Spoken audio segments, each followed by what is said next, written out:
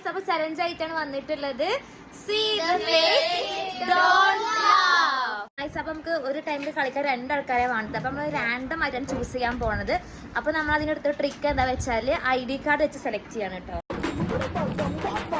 രണ്ടിനെ എടുത്തിട്ടോ. അങ്ങനെ ആൾക്കാരെ സെലക്ട് ആക്കിയിട്ടുണ്ട് കേട്ടോ.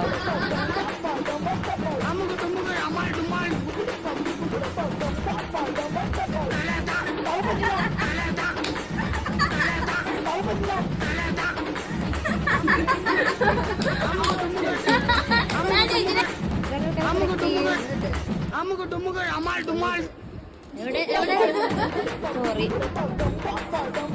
കാർത്തിക നഫ്ന.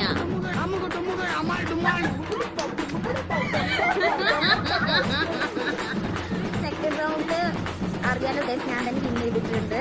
അപ്പൊ ഇത്